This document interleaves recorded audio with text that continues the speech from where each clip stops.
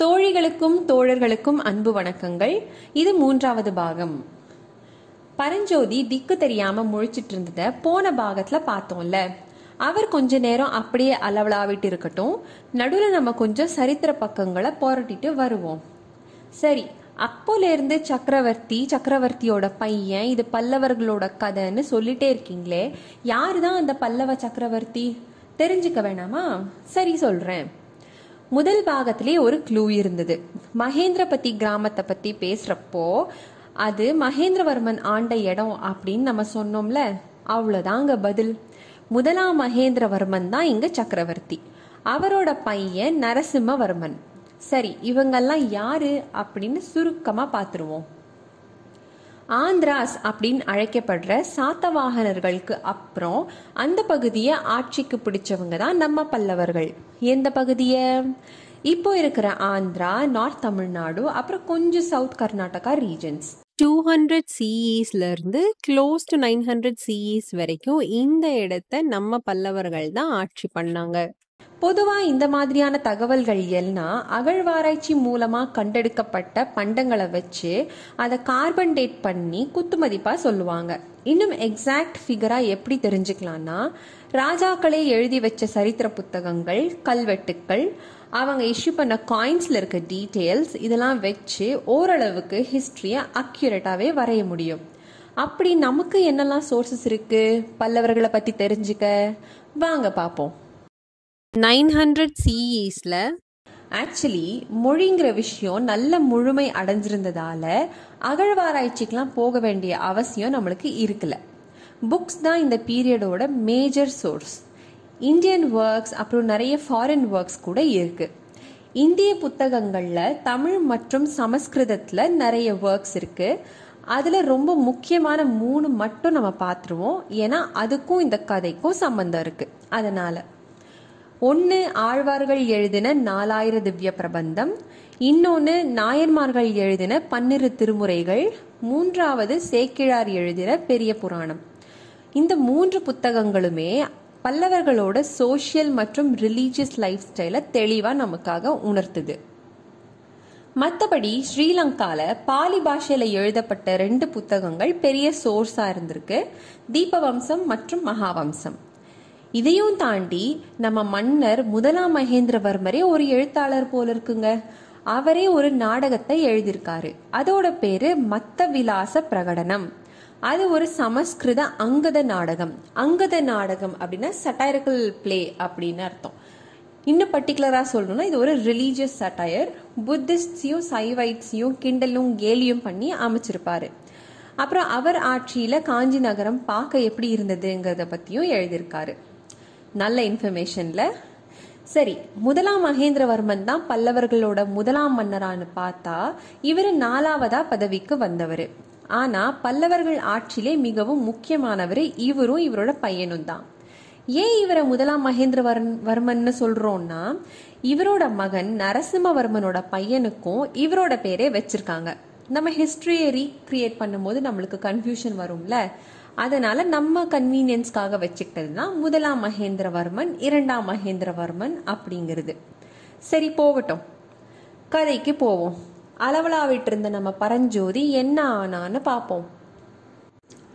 நடந்து போயிட்டு இருந்தவன் அந்த விமானங்களையும் வீதியையும் பராக்கு பார்த்துட்டே போறான். சைவம் சமணம்னு எந்த மதத்தோட கோவிலா இருந்தாலும் சரி, அரண்மனையா இருந்தாலும் சரி, எல்லாத்துக்கும் கிட்டத்தட்ட ஒரே மாதிரி தான் விமானம் இருந்துச்சு அப்படிங்கறத அவன் கவனிக்கிறான். இப்போ நம்ம கோவில்கள்ல இருக்க மாதிரி என்ட்ரன்ஸ்லயே ஒரு பெரிய கோபுரம், அதாங்க விமானம், அதெல்லாம் இல்ல அந்த டைம்ஸ்ல. கர்ப்ப கிரகத்துக்கு மேல மட்டும்தான் கோபுரம் இருந்துச்சு. அதுவும் இப்ப இருக்கிறத விட உயரம் ரொம்பவே கம்மியா இருந்துச்சு. பராக்கு பார்த்த பரஞ்சோதி அந்த தெருக்களையும் பார்த்தான். சில சந்துகளை தவிர எல்லாமே தேர் போற வீதி மாதிரி அகலமாவே இருந்துச்சு. வீடுங்க எல்லாம் மாளிகை மாதிரியே இருந்துச்சு. அங்கங்க பெரிய பெரிய தூண்களும் அதுல விசாலமான அகல் விளக்குகளும் இருந்துச்சு. வீதியும் ஜேன்னு கூட்டமா இருந்துச்சு. கடை தெருவுல கூட ஒரே கூட்டம். ஏன்னா காசியில இருந்து கன்னியாகுமரி வரைக்கும் இருக்க எல்லா பொருளுமே இந்த மார்க்கெட்ல கிடைக்குமா. அதுதான் எல்லாத்தையும் வியந்து பார்த்துட்டு போயிட்டு இருந்தவன் வழி தெரியலங்கிறத பத்தி பெருசா கவலைப்பட்ட மாதிரியே தெரியல. அப்பப்போ யார்கிட்டயாவது வழி கேட்டு கேட்டு நடந்து போயிட்டே இருந்தான். சில பேர் சிவகாமி அம்மையோட நடனம் நின்னதை பத்தி பேசிட்டு இருந்ததையும் அவன் கவனிச்சான். திடீர்னு ஒரு இடத்துல ஒரே கூட்டமும் குழப்பமுமா இருந்துச்சு. மக்கள்லாம் எல்லா பக்கமும் தெரிச்சு ஓடுறத பார்த்தான். ஓடுறவங்க எல்லாம் கோயில் யானைக்கு மதம் பிடிச்சிருச்சு, ஓடுங்க ஓடுங்க அப்படின்னு அலறிட்டே ஓடுறாங்க. பரஞ்சோதிக்கு இப்போதான் விஷயம் புரிஞ்சிச்சு. ஐயோ, எந்த பக்கம் யானை வருது, நான் எந்த பக்கம் ஓடுறதுன்னு கூட தெரியலையே அப்படின்னு ஒரு செகண்ட் யோசிக்கிறதுக்குள்ள அவனுக்கு எதிர்க்க இருக்க ஒரு பல்லக்க தூக்கிட்டு வந்த 4 பேரு அதை டமால்னு கீழே வச்சுட்டு 4 பக்கமும் ஓடுறத கவனிச்சான். மூடின பல்லக்கு இல்ல போல. சோ உள்ள யார் இருக்காங்க அப்படின்னு அவனுக்கு கிளியரா தெரிஞ்சுது. இப்போ கொஞ்சம் ஸ்லோ மோஷன்ல நான் சொல்றது எல்லாத்தையும் பிக்சரைஸ் பண்ணி பாருங்க. காத்து நம்ம பரஞ்சோதி மூஞ்சில மெல்ல அடிக்க, அவன் முடி அதுல பறக்க, அவன் பார்வை அந்த பல்லக்குள்ள இருக்க ஒரு பொண்ணு மேல பட்டுச்சு. தேவதை மாதிரி அழகு. பக்கத்துல அவளோட அப்பா மாதிரி தெரிகிற ஒரு வயசானவர். அவ அழக ரசிச்சு ஒரு 2 வினாடி தான் இருக்கும். அதுக்குள்ள பார்த்தா ஒரு பெரிய பயங்கரமான கால் சத்தம் அவனுக்கு பின்னால கேக்குது. சட்டுன்னு திரும்பினான். மத யானையே தான். இப்போதான் அவன் நிஜ உலகத்துக்கே வரான். என்ன பண்ணலான்னு முதல்ல புரியலனாலும் சீக்கிரமாவே ஒரு தீர்மானத்துக்கு வந்தான். யானை அவனை நோக்கி தான் ஓடி வந்துட்டு இருக்கு. டக்குன்னு அவன் கையில இருந்த மூட்டையை கீழே வச்சு அதை திறந்து உள்ளே இருந்த ஒரு வேல் முனையை எடுத்து மடமடன் அவன் கையில இருந்த தடியில ஃபிட் பண்றான். அவன் அதை ஃபிட் பண்றதுக்கும் யானை அவன் கிட்ட வர்றதுக்கும் சரியா இருந்துச்சு. குறி பார்த்து அந்த வேல் பொருத்திய தடிய யானை மேல இழுத்து விட்டான். அது யானையோட லெஃப்ட் ஐ பக்கத்துல போய் பாஞ்சிச்சு. நல்ல தொலைச்சு உள்ளேயே போயிருச்சு. அவ்வளோ வேகமா பாச்சுனா பரஞ்சோதி. யானை வலி தாங்க முடியாம பயங்கரமா ஒரு பிளிரிட்டு தும்பிக்கையால் அந்த வேலை புடுங்கி கால் கீழே போட்டு மிதிச்சிச்சு. என்ன ஜெஸ்டரு! வீச நம்ம பரஞ்சோதிய விரட்ட ஆரம்பிச்சிச்சு. பரஞ்சோதி இதை தான் எதிர்பார்த்தான். எடுத்தான் ஓட்டத்தை. விசாலமான ரோட்ல ஓடுறதால யானை தன்னை சீக்கிரமா பிடிக்க வாய்ப்பு இருக்குன்னு யோசிச்சு ஒரு சந்துக்குள்ள சட்டுன்னு நுழைஞ்சான் பரஞ்சோதி. கொஞ்ச நேரத்துல அந்த சந்து மறுபடியும் ஒரு விசாலமான ரோட்ல கொண்டு போய் விட்டுச்சு. அங்க பார்த்தா அவனுக்கு எதிர்க்க 5-6 யானைகளை மாவுத்தர்கள் ஏவிட்டு வர்றத பார்த்தான். மாவுத்தர்கள்னா யானை பாகர்கள். மஹவுட் அப்படிங்கிற மீனிங் இருக்க இதே ஆங்கில வார்த்தை கூட இந்த மாவுத்தர் அப்படிங்கிற சமஸ்கிருத வார்த்தையிலிருந்து தான் மருவி வந்திருக்கு. சரி, அந்த மாவுத்தர்களை பார்த்ததும் ஓட்டத்தை நிதானப்படுத்தி மெல்ல நடக்கவே ஆரம்பிச்சான் பரஞ்சோதி. ஏன்னா இவங்க அந்த மத யானையை தான் பிடிக்க வந்திருக்காங்க அப்படின்னு அவன் யூகிச்சான். அது சரியும் தான். ஓடி வந்தவனுக்கு இப்போதான் அவனோட சோர்வே புரியுது. ஏற்கனவே நாளெல்லாம் ஓய்வில்லாம நடந்திருக்கான். இப்போ இந்த ஓட்டம் வேற. சரியான டயர்டு அவனுக்கு. கால்லாம் தளர ஆரம்பிச்சிருச்சு. ஐயோ படுத்துரு அப்படின்னு கெஞ்ச கூட ஆரம்பிச்சிருச்சு. உடனே பரஞ்சோதி அங்க ரோட்டோரமா இருந்த ஒரு உயரமான பிளாட்ஃபார்ம் மேல ஏறி உட்கார்ந்தான். நம்ம எதுக்கு வந்தோம், இங்க என்ன பண்ணிட்டு இருக்கோம் அப்படிங்கிற யோசனையில மெல்ல மேல அந்த முழு நிலவை பார்த்தான். அதை பார்த்துட்டே இருக்கும்போது அவனுக்குள்ள நிறைய கேள்விகள் எழுது. அந்த மதையான மேல நம்ம ஏன் வேல் வீசினோம்? நம்ம வீசலனா அது எதிர்க்க இருந்த பல்லக்க நாசம்ல பண்ணிருக்கோம். ஆனா அதுக்காக நம்ம எடுத்த ரிஸ்க் மட்டும் என்ன கம்மியா? இவ்வளோ நேரம் மாட்டிருந்தா எங்க அம்மாவை பார்த்திருக்க கூட முடியாது. சரி, அந்த பல்லக்கில் இருந்த அந்த பொண்ணு யாரா இருக்கும்? ஊர் ஃபுல்லா பேசிட்டு இருந்த நம்ம சிவகாமியா இருக்குமோ? பக்கத்துல இருந்தவர் தான் அவங்களோட அப்பா ஆயன சிற்பியாரோ அப்படின்னு சிந்தனைகள் அவனுக்குள்ள ஓடிட்டே இருக்கு. அவங்கள காப்பாத்ததான் அவன் இப்படி பண்ணா அப்படின்னு அவனுக்கே தெரியும். அப்படியே யோசிச்ச பரஞ்சோதிய அந்த முழு நிலவு, மெல்லிய காத்து, டயர்ட்னஸ் எல்லாமே சேர்ந்து அசந்து தூங்க வச்சிருச்சு. அங்கேயே நல்லா தூங்கிட்டான்.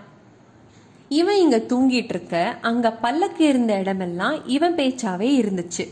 பல்லக்குல இருந்தவங்களும் இவனை பார்த்துட்டு இருக்காங்க. அவனோட வீரத்தை பத்தி அங்க சுத்தி நின்னுட்டு இருந்த எல்லாரும் கொஞ்ச நேரத்துக்கெல்லாம் கூடி பேச ஆரம்பிச்சிட்டாங்க.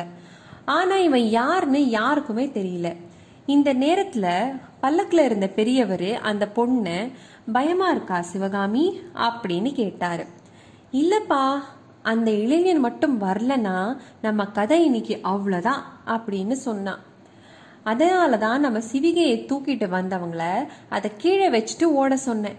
நம்மளும் ஏதாவது வீட்டுக்குள்ள புகுந்துடலான்னு நினைச்சேன். ஆனா அதுக்குள்ள அந்த பையன் வந்துட்டான்.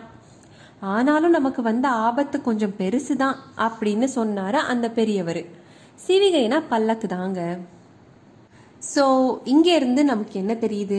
பரஞ்சோதி யோகிச்ச மாதிரி இவங்க தான் ஆயன சிற்பியும் அவரோட மகள் சிவகாமியும்.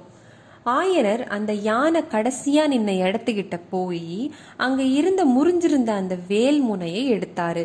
இன்னும் கொஞ்ச தூரத்துல இருந்த பரஞ்சோதியோட மூட்டையையும் கட்டி கையில எடுத்துக்கிட்டாரு.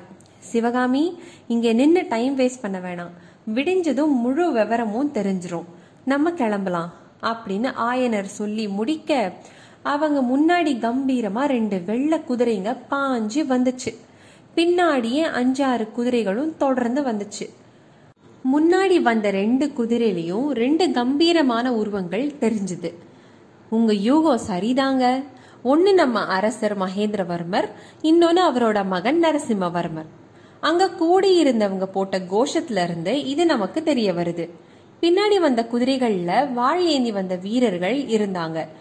எல்லாரும் நம்ம ஆயனரும் சிவகாமியும் இருந்த இடத்துக்கு தான் வந்து நின்னாங்க. இன்னொரு அழகான அண்ணலும் நோக்கினான் அவளும் நோக்கினாள் அப்படிங்கிற மாதிரி ஒரு சீன் நமக்காக காத்துட்டு இருக்கு. ஆனா அது அடுத்த பாகத்துல தான் பார்ப்போம். நன்றி, வணக்கம்.